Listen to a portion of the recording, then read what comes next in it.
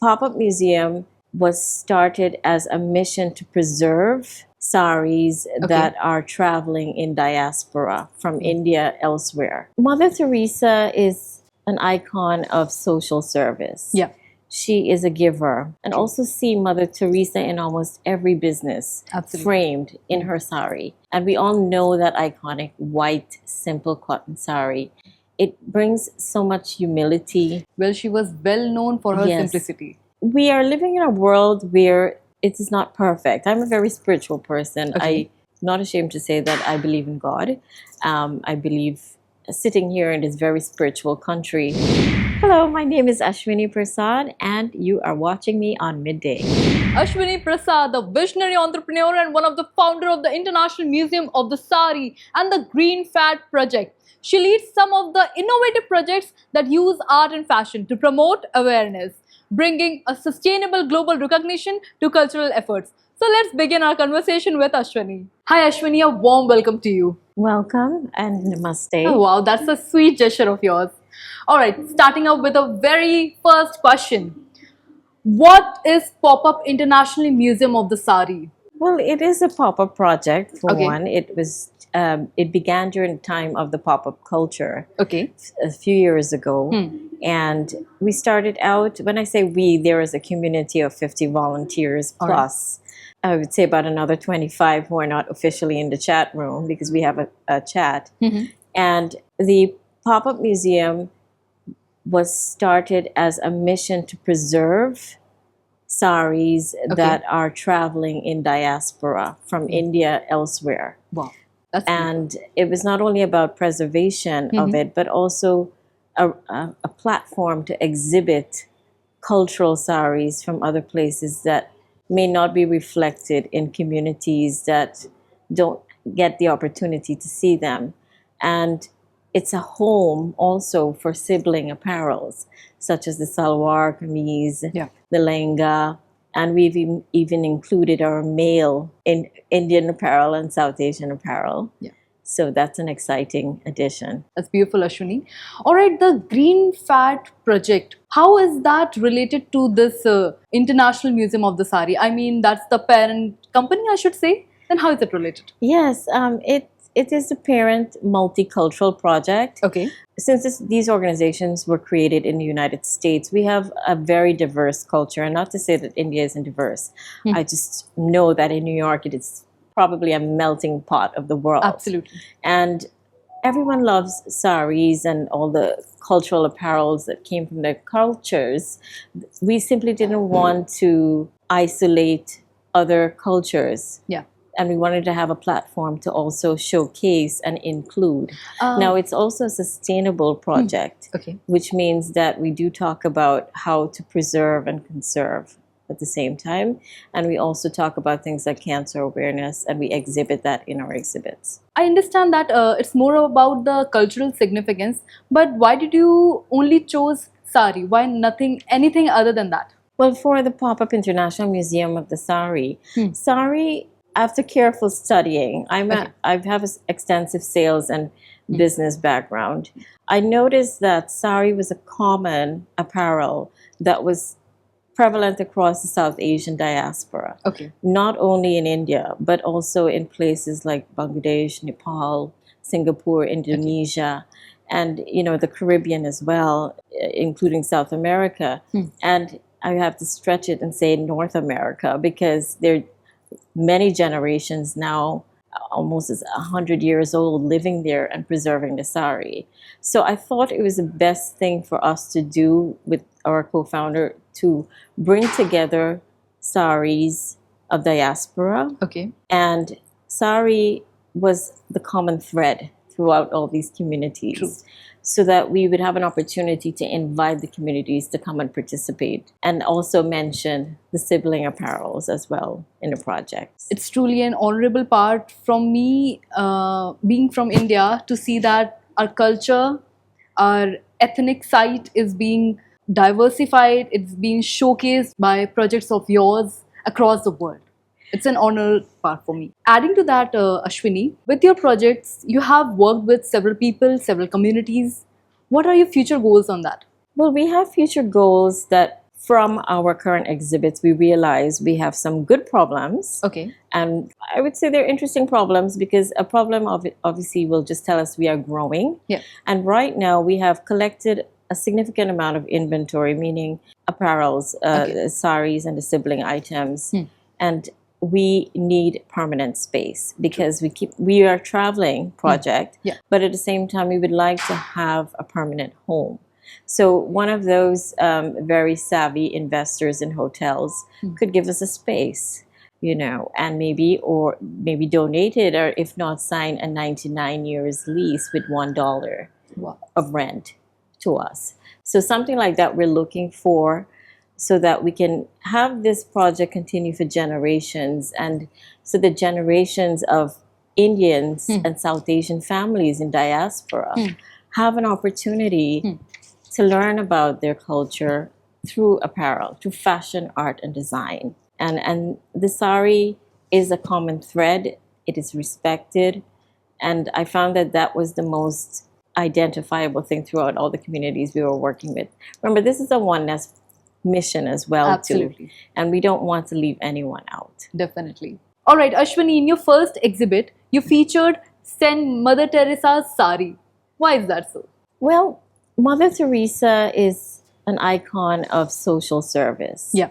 She is a giver. I also spent a significant amount of time working in the Albanian community in my business experience. And I got to learn a lot about the Albanian culture and also see Mother Teresa in almost every business framed in her sari. And it dawned on me that she was not only part of their community as a pride, but she was also part of the Indian community. And we all know that iconic white, simple cotton sari. It brings so much humility. Well, she was well known for her simplicity. Yes. Absolutely.